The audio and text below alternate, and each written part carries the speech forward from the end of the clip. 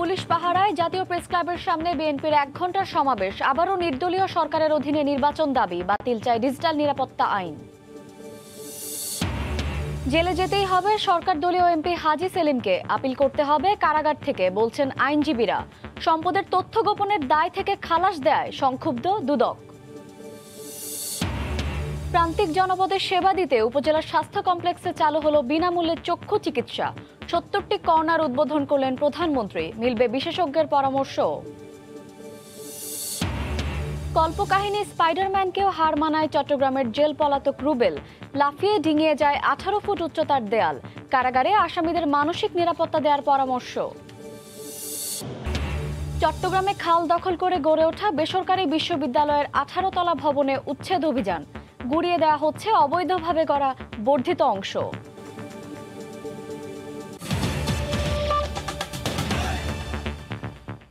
সময় সংবাদের সঙ্গে আছি আমি শায়লা রহমান ইমা।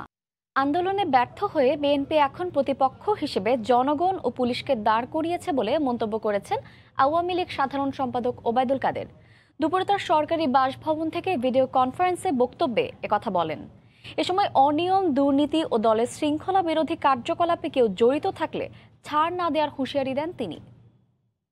আগুন সন্ত্রাসের রাজনীতির কারণে জনগণ তাদের থেকে মুখ ফিরিয়ে নিয়েছে, জনগণ তাদের ভোট দিতে চায় না।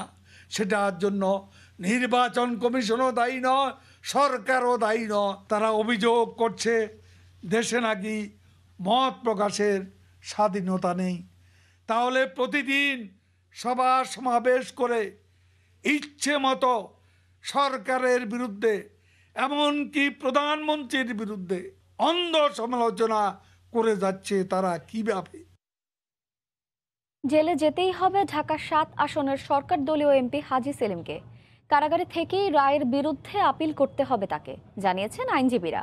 এদিকে তার আইনজীবী জানান নির্ধারিত সময়ের মধ্যে খালাস চেয়ে আপিল করবেন তারা।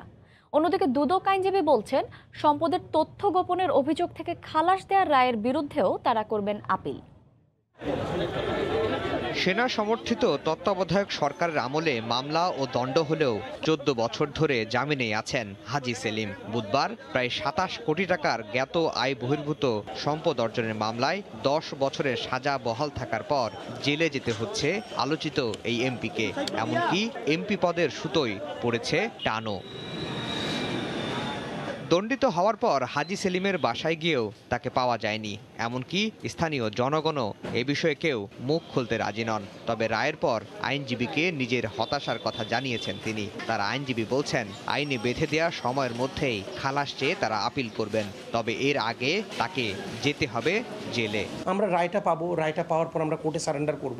আমি কোর্টে সারেন্ডার করার পর তারপর আমরা সার্টিফাইড কপি নিয়ে এবং উনি যে সারেন্ডার করেছেন সেই কাগজটা নিয়ে তারপর আমরা অ্যাকর্ডিংলি হাইকোর্টে যে অ্যাপেলেট ডিভিশনে আমরা লিভ টু আপিল ফাইল করব।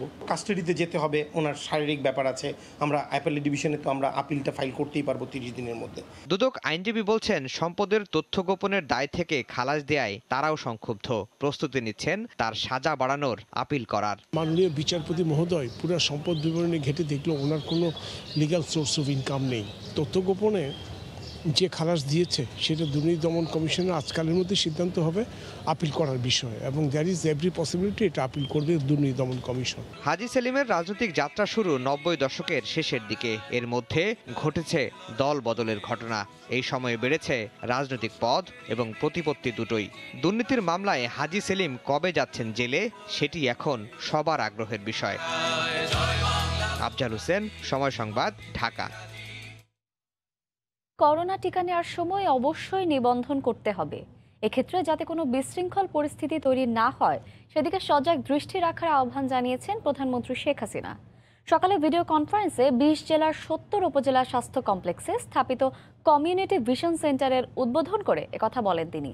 শেখ হাসিনা বলেন 75-এর পর স্বাধীনতা বিরোধীরা ক্ষমতায় ছিল বলে দেশে উন্নয়ন সম্ভব হয়নি। টানা ক্ষমতায় থাকার ফলেই উন্নয়ন সম্ভব হয়েছে বলেও জানান তিনি। প্রান্তিক জনপদের সাধারণ মানুষের বিনামূল্যে চোখের চিকিৎসায় এবার দেশ এগিয়ে গেল আরও এক ধাপ। উপজেলা স্বাস্থ্য কমপ্লেক্সে স্থাপন করা হয়েছে কমিউনিটি ভিশন সেন্টার বা বিশেষায়িত চক্ষু চিকিৎসা কর্নার। যেখানে আধুনিক যন্ত্রপাতি দিয়ে দুজন সেবিকা পরীক্ষা করবেন রোগীকে। এরপর ইন্টারনেটের মাধ্যমে টেলিমেডিসিন ব্যবস্থাপনায় বিশেষজ্ঞ চিকিৎসক সেবা দেবেন ভুক্তভোগীকে। শুভ উদ্বোধন ঘোষণা করছি। বৃহস্পতিবার দেশের 5 বিভাগের 20 জেলার 70টি উপজেলা স্বাস্থ্য কমপ্লেক্সে স্থাপিত কমিউনিটি ভিশন সেন্টার গণভবন থেকে ভিডিও কনফারেন্সে উদ্বোধন করেন প্রধানমন্ত্রী। অনুষ্ঠানে টানা ক্ষমতায় থেকে দেশের উন্নয়ন করতে পারায় দেশবাসীর প্রতি কৃতজ্ঞতা জানান শেখ হাসিনা। যারা এদেশের স্বাধীনতাই চায়নি, তারা দেশের মানুষের ভাগ্য পরিবর্তনের কাজ করবে, এটা কোনোদিন আশা করা যায় না। এদেশের মানুষের প্রতি কৃতজ্ঞতা জানাই এই কারণে যে আমার উপর আস্থা রেখেছেন, বিশ্বাস রেখেছেন, সেবা করার সুযোগ দিয়েছেন। তিনি বলেন, চোখের চিকিৎসাও বিনামূল্যে সব উপজেলাতে নিশ্চিত করার চেষ্টা করছে সরকার। আমরা কমিউনিটি ক্লিনিক থেকে যেভাবে 30 প্রকার ঔষধ বিনা পয়সায় দিচ্ছি, চিকিৎসা সেবাটা করে দিচ্ছি, ঠিক সেখান থেকে আবার চক্ষু সেবাটা করে দেওয়া, সবই কিন্তু আমরা বিনা পয়সায় করে দিচ্ছি। বাংলাদেশের প্রত্যেকটা উপজেলায় এই সেবাটা দেওয়ার ব্যবস্থাটা আমরা পর্যায়ক্রমিকভাবে করে দেব। সুস্থ দেশ গড়তে সুস্থ মানুষও প্রয়োজন উল্লেখ করে প্রধানমন্ত্রী বলেন, করোনার ভ্যাকসিন গ্রহণে কোনো বিশৃঙ্খল পরিস্থিতি তৈরি করা যাবে না। প্রত্যেকের নাম রেজিস্ট্রেশন করতে হবে, তারা সেন্টারে যাবেন, রেজিস্ট্রেশন করবেন, করে আপনাদের অপেক্ষা করতে হবে। যখন আপনার সময় আসবে, ডাকবে, তখন আসবেন। এখানে কোনো রকম বিশৃঙ্খলা কিন্তু কখনো করবেন না। পরে ভিডিও কনফারেন্সে রংপুরের পীরগঞ্জ, চাঁপাইনবাবগঞ্জের নাচোল এবং ময়মনসিংহের হালুয়াঘাট উপজেলার বিভিন্ন স্তরের মানুষের সাথে অনলাইনে মতবিনিময় করেন প্রধানমন্ত্রী। মহামারী শেষ হলে আবারও জেলা সফরের প্রত্যাশা জানান শেখ হাসিনা। করোনা ঝামেলা চলে গেলে আসবো আবার। দেবাশিস রায়, সময় সংবাদ, ঢাকা। প্রধানমন্ত্রী শেখ হাসিনার উদ্বোধনের পরপরই রাজশাহী পবা উপজেলার স্বাস্থ্য কমপ্লেক্সে কমিউনিটি ভিশন সেন্টারে চক্ষু সেবা নিতে আসতে শুরু করেন রোগীরা। বিনামূল্যে চশমা, ড্রপ ও ওষুধ পাওয়ায় খুশি তারা। এখানে টেলিকনসালটেশনের মাধ্যমে বিশেষজ্ঞ চিকিৎসকদের প্রেসক্রিপশন অনুযায়ী চিকিৎসা নিশ্চিত করা হবে। সাইফুর রহমান রকির রিপোর্ট। বিনামূল্যে সমন্বিত উন্নত চক্ষু চিকিৎসা সেবা নিশ্চিতে দেশের 70টি উপজেলা স্বাস্থ্য কমপ্লেক্সে কমিউনিটি ভিশন সেন্টার নামের নতুন একটি ইউনিট চালু করা হয়েছে। বৃহস্পতিবার প্রধানমন্ত্রী শেখ হাসিনার উদ্বোধনের পরপরই রাজশাহীর পবা উপজেলা স্বাস্থ্য কমপ্লেক্সে চোখের নানা সমস্যা নিয়ে রোগীরা ভিড় করেন। গ্রামাঞ্চলের হতদরিদ্র মানুষেরা চোখে ছানি পড়া, অ্যালার্জি সহ সব ধরনের চক্ষু সেবা পাওয়ার পাশাপাশি বিনামূল্যে চশমা, ড্রপ ও ওষুধপত্র পাওয়ায় খুশি তারা। আমরা খুবই খুশি, কারণ আমরা তো আগে এটা জানতাম না। আমরা এখানে এসে জানতে পেরেছি যে আমাদের প্রধানমন্ত্রী এই সেবাটা চালু করেছে। বিনামূল্যে সরকারি চিকিৎসা পাচ্ছি। চোখের চিকিৎসা করার জন্য এখানে এসেছিলাম, তো আপনার বিনামূল্যে ওষুধও পাওয়া যাচ্ছে, সব কিছু। এজন্য প্রশিক্ষণের মাধ্যমে দক্ষতা বাড়ানো হয়েছে নার্সদের। একই সাথে অবকাঠামোগত উন্নয়ন ও আধুনিক যন্ত্রপাতি যুক্ত হয়েছে এই স্বাস্থ্যসেবা খাতে। বিনামূল্যে চক্ষু অপারেশন করে তারা ভালো হয়ে সুস্থ হয়ে আমাদের এখানে আবার দেখাতেও আসে। এটার মাধ্যমে সেই প্রত্যন্ত অঞ্চলের লোকগুলা তারা পায়ে হেঁটেই চলে আসতে পারতেছে এবং অতিরিক্ত যে সময় লাগতেছে সেটাও লাগতেছে না, তারা এসে এখানে অনেক সেবা পাচ্ছে। আর সংকটাপন্ন রোগীরা টেলিকনসালটেশনের মাধ্যমে বিশেষজ্ঞ চিকিৎসকদের পরামর্শ ও তাদের প্রেসক্রিপশন অনুযায়ী উন্নত চক্ষু সেবা নিশ্চিত হবে বলে জানান এই চিকিৎসক। যেটা চিকিৎসা দেওয়ার মতো চিকিৎসা দিচ্ছি এবং রেফারের মাধ্যমে এটা আমাদের জেলা পর্যায়ে হাসপাতালগুলোতে যে আমরা রোগীরা আসলে এটা তো বুঝতে পারে না আমি এখন কোথায় যাব, তাদের যে দেখা দেওয়ার ব্যবস্থাটা, আপনি কোথায় যাবেন, কিভাবে চিকিৎসা পাবেন, এই জিনিসটা আমরা রেডি করে দিচ্ছি। প্রধানমন্ত্রী শেখ হাসিনার নেয়া এমন উদ্যোগ স্বাস্থ্য খাতে নতুন মাত্রা যুক্ত হলো বলে মনে করেন চিকিৎসকরা। সাইফুর রহমান রকি, সময় সংবাদ, রাজশাহী। করোনা সংক্রমণ আবারও আশঙ্কাজনকভাবে বেড়ে যাওয়ায় জনসমাগম এড়ানো, মাস্ক ব্যবহার নিশ্চিত ও টিকা নিতে সারা দেশে প্রশাসনিকভাবে নির্দেশনা দেওয়া হয়েছে বলে জানিয়েছেন স্বাস্থ্যমন্ত্রী জাহিদ মালেক। রাজধানীর জাতীয় চক্ষু বিজ্ঞান ইনস্টিটিউট ও হাসপাতালে এক অনুষ্ঠান শেষে সাংবাদিকদের প্রশ্নের জবাবে তিনি একথা জানান। সংক্রমণের হার 2.2 নেমে গেছিল, এখন গতকালও প্রায় 6-এর কাছে চলে গেছে। কাজে এটা আশঙ্কাজনক। আমরা জেলা পর্যায়ে আমরা চিঠি দিয়েছি, যেখানে জনসমাগম বেশি হচ্ছে সেই প্রোগ্রামগুলোকে যাতে সীমিত করে এবং পারলে সেই প্রোগ্রামগুলোকে যাতে স্থগিত করে। নিশ্চিত করবেন যাতে লোকজন মাস্ক পরে এবং সামাজিক দূরত্বটা বজায় রাখে এবং টিকাটাও নেয়। WHO-র কাছে ভ্যাকসিনের আবেদন অনেক আগেই করেছে। জুন মাসের আগে আগেই আমাদেরকে উইদিন জুন বলেছে যে 1,09,00,000। দ্বিতীয় ডোজ শেষ হলে টিকা গ্রহণকারীরা এপ্রিল থেকে করোনা ভ্যাকসিন সনদ পাবেন, যা বিদেশগামীদের ভ্রমণে বিড়ম্বনা কমাবে বলে মনে করছে স্বাস্থ্য অধিদপ্তর। অ্যাভিয়েশন খাত সংশ্লিষ্টরা বলছেন, আগামীতে ভ্রমণের ক্ষেত্রে অনেক দেশ ডিজিটাল ভ্যাকসিন সনদ বা ট্রাভেল পাস বাধ্যতামূলক করতে পারে। তাই ভ্রমণ নির্বিঘ্ন করতে বাংলাদেশকেও আন্তর্জাতিক মানের ভ্যাকসিন সনদ বা ডিজিটাল পাস চালুর উদ্যোগ নিতে হবে এখনই। হাজেরা শিউলির রিপোর্ট। করোনার ঝুঁকি কাটিয়ে অনেক দেশে লকডাউন শিথিল হলেও আংশিক লকডাউন চলছে এশিয়া ও ইউরোপের অনেক দেশে। ভ্রমণের ক্ষেত্রেও রয়েছে কড়াকড়ি। এই সংকট থেকে বেরিয়ে সদস্য দেশগুলোর মধ্যে যাতায়াত সহজ করতে করোনা ভ্যাকসিন পাসপোর্ট বা গ্রিন পাস চালু করছে ইউরোপীয় ইউনিয়ন। এই পাস দিয়ে করোনার টিকা নেওয়া ও কোভিড নেগেটিভ সনদধারী ইউরোপের এক দেশের নাগরিক অন্য দেশে যেতে পারবেন অনায়াসে, থাকতে হবে না কোয়ারেন্টিনে। একই ধরনের উদ্যোগ নিচ্ছে সিঙ্গাপুরও। ইতোমধ্যে ডিজিটাল স্বাস্থ্য সনদ চালু করেছে চীনও। বিশ্লেষকরা বলছেন, কোনো দেশ ভ্রমণের ক্ষেত্রে এমন ভ্যাকসিন সনদ ও ডিজিটাল পাসপোর্ট বাধ্যতামূলক করলে বিপাকে পড়বে বিদেশগামীরা। তাই উদ্যোগ নিতে হবে এখনই। অথবা করোনা ভ্যাকসিনের অনলাইন সার্টিফিকেট বলেন, ডিজিটাল সার্টিফিকেট, হোয়াট এভার, এই জাতীয় কোনো কিছু, তখন সেটা আমাদের লোকজন যখন আমরা বাইরে যাব, এই বিষয়টি এখনই ভাবা উচিত এবং এই বিষয়ে পরবর্তী ব্যবস্থা নেওয়া উচিত। আমি যদি এটা না নিয়ে যাই তাহলে আয়দার ওখানে কোয়ারেন্টাইন করতে হতে পারে, বা আবার নতুন করে টেস্ট হতে পারে, বা নানা রকম বিড়ম্বনার শিকার হতে পারে। সো এই কার্ডটা থাকলে ওই বিড়ম্বনার হাত থেকে সবাই রক্ষা পেতে পারি আমরা। স্বাস্থ্য অধিদপ্তর বলছে, 2 ডোজ শেষ হলে সুরক্ষা ওয়েবসাইট থেকে টিকা গ্রহীতা ভ্যাকসিন সনদ প্রিন্ট করে নিতে পারবেন।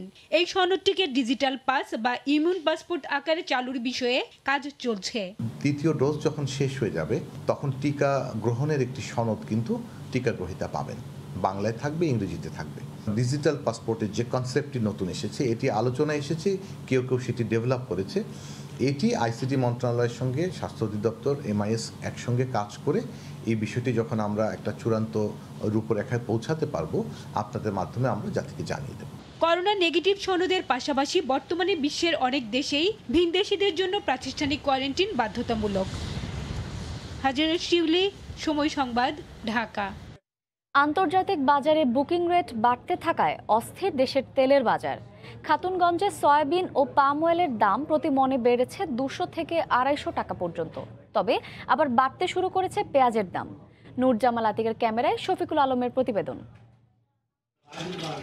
দীর্ঘদিন ধরে অস্থির দেশের তেলের বাজার। এক সপ্তাহের ব্যবধানে আবারও চট্টগ্রামের খাতুনগঞ্জে প্রতিমন সয়াবিন তেল 150 টাকা বেড়ে ঠেকেছে 4500 টাকায়, আর পাম অয়েল বিক্রি হচ্ছে 3800 টাকায়, যা আগে ছিল 3550 টাকা। 2 থেকে 3 টাকা বেড়ে বোতলজাত তেল বিক্রি হচ্ছে 127 থেকে 29 টাকায়। দ্রব্যমূল্য, চিনি, সোনা, সুরা, বাতল, চাউল, এই জাতীয় জিনিসের সব মানে কি বাজার উদ্বৃত্তির দিকে। গত এক সপ্তাহের ব্যবধানে প্রতিমন তেলের দাম বেড়েছে 200 থেকে 250 টাকার মতো। তবে সুখবর আছে রমজানের গুরুত্বপূর্ণ ভোগ্যপণ্য ছোলা এবং মটর ডালের বাজারে। ছোলা মান ভেদে 55 থেকে 65 টাকা, আর মটর ডাল বিক্রি হচ্ছে 40 থেকে 45 টাকার মধ্যে। ছোলা আপনার পর্যাপ্ত পরিমাণে মজুত আছে।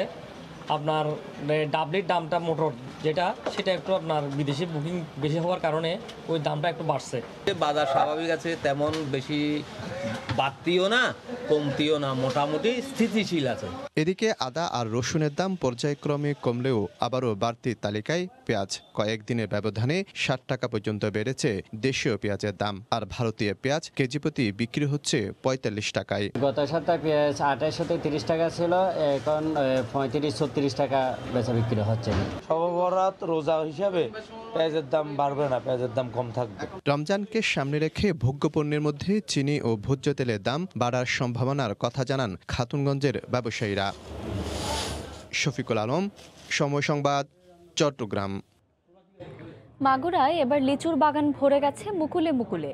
এখন বাগানের পরিচর্যায় চলছে ব্যস্ততা। প্রাকৃতিক কোনো দুর্যোগ না হলে লিচুর ভালো ফলনের আশা করছেন তারা। মাগুরা প্রতিনিধি বিশ্বজিৎ বাপির পাঠানো তথ্য ও ভিডিও নিয়ে রিপোর্ট। মাগুরায় বাগানগুলো এখন লিচুর মুকুলে ভরে গেছে। কয়েকদিন পরই গাছে গাছে ভরে যাবে আগাম জাতের স্থানীয় হাজরাপুরি, বোম্বাই, মুজফ্ফর, চায়না থ্রি সহ বিভিন্ন প্রজাতির লিচু। ভালো ফলনের আশায় দিনরাত পরিচর্যায় ব্যস্ত বাগান মালিকরা। লিচুর যে পরিমাণ মুকুল আসছে, 4 ভাগের 1 ভাগ যদি লিচু থেকে যায় এতে ওরা খুব লাভবান হবে। এবার মুকুলও ভালো, এবার বেশি বিক্রি হবে, আশা করি ভালো দামে এবার বিক্রি হবে। এবার মোটামুটি ভালো যে মুকুলটা আসছে, এই মুকুলের উপরে আমরা নির্ভর করতেছি এবং ওষুধের সংখ্যাটা আমরা একটু বৃদ্ধি দিচ্ছি। মুকুল পর্যাপ্ত দেখা দিলেও গুটি আসতে দেরি করছে, কিছু কিছু মুকুল শুকিয়ে যাচ্ছে। লিচু চাষিদের এই সময়ে পরামর্শ দেওয়ার জন্য কৃষি বিভাগের কোনো কর্মকর্তাই তাদের খোঁজ নিচ্ছেন না। এই সুযোগে ওষুধ কোম্পানিগুলো লিচু বাগানগুলোতে গিয়ে তাদের ওষুধ ব্যবহারের পরামর্শ দিচ্ছে, এমনটি অভিযোগ করেছেন লিচু বাগান মালিকরা। কৃষি অফিস থেকে কোনো লোক আমাদের বেটা এখনো বুদ্ধি দিই নাই, কিছু দিই নাই। তারপর আমরা ওষুধ এমনি আন্দাজে দিচ্ছি।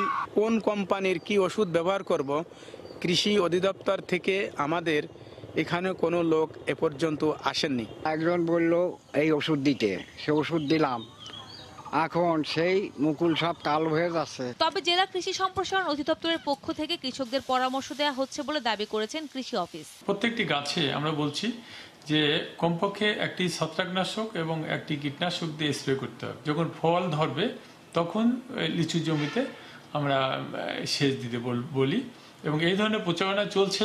মাগুরায় মোট 600 হেক্টর জমিতে প্রায় 1650 লিচু বাগান রয়েছে। এর মধ্যে সদর উপজেলাতেই 450 হেক্টর জমিতে 1300 লিচু বাগান আছে। সময় সংবাদ, মাগুরা। দারিদ্র্য বিমোচনে সারা বিশ্বের কাছে দৃষ্টান্ত বাংলাদেশ। এক্ষেত্রে বাংলাদেশকে অনুসরণ করতে পারে যুক্তরাষ্ট্র। মার্কিন গণমাধ্যমে প্রকাশিত মতামতধর্মী এক লেখায় এমন মন্তব্য করা হয়েছে, যাতে পরামর্শ দেওয়া হয়েছে শিশুদের উন্নয়ন, দারিদ্র্য দূরীকরণে বাংলাদেশের মতো করে নীতি সাজাতে পারে জো বাইডেন প্রশাসন।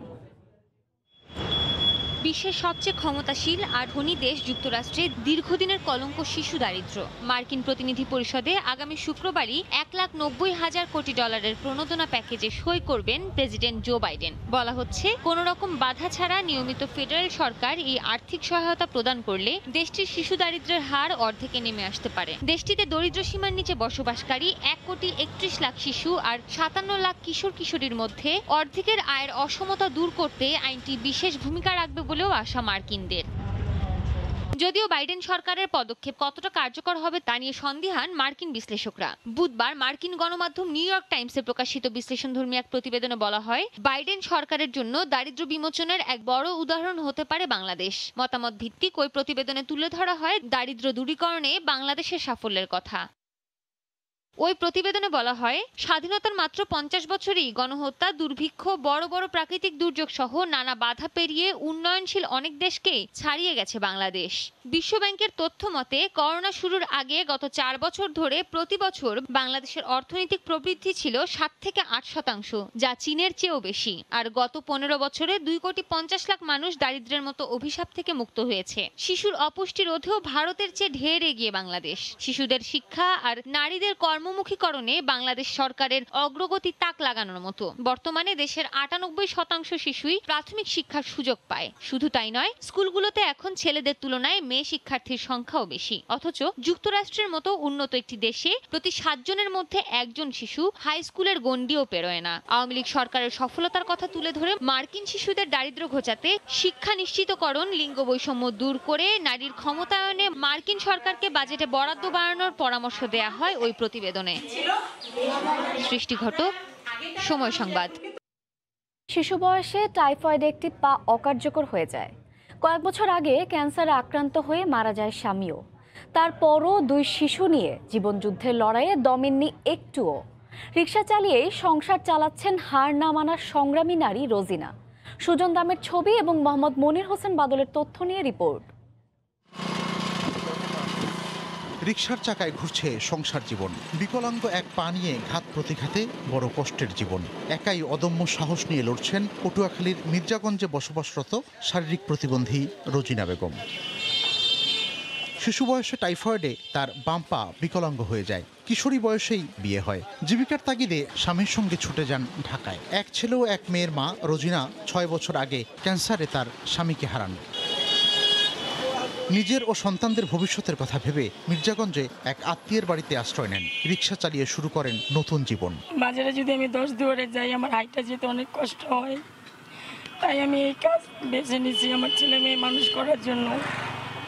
নাহলে তো ওদেরকে দুবেলা ডাইল ভাত দেওয়ার মতন কেউ নাই আমি ছাড়া।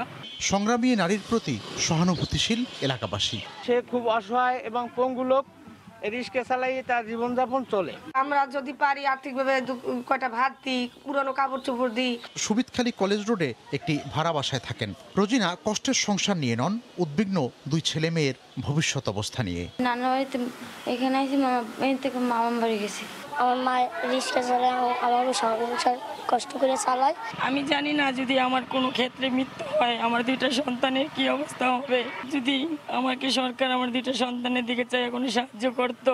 স্থানীয় প্রশাসন শুধু রোজিনার জীবিকা নয়, সব ধরনের সরকারি সুবিধা সহ মুজিব বর্ষে প্রধানমন্ত্রীর প্রদত্ত ঘর উপহার দেওয়ার আশ্বাস দেয়। এমন কোনো পুঁজি বিনিয়োগ দিয়ে তাকে আমরা স্থায়ী কোনো মানে জীবিকা নির্বাহ এবং আয়ের সংস্থান করে দিতে পারি। 10 বছরের ছেলে হৃদয় হাফিজিয়া মাদ্রাসায় পড়াশোনা করে। টাকার অভাবে 13 বছরের মেয়ে ঋতুকে পড়াশোনাই করাতে পারেননি তিনি।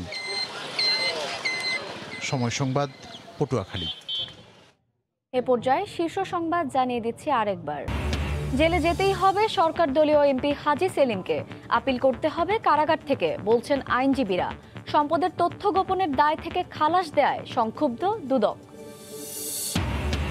এবং প্রান্তিক জনপদে সেবা দিতে উপজেলা স্বাস্থ্য কমপ্লেক্সে চালু হলো বিনামূল্যে চক্ষু চিকিৎসা।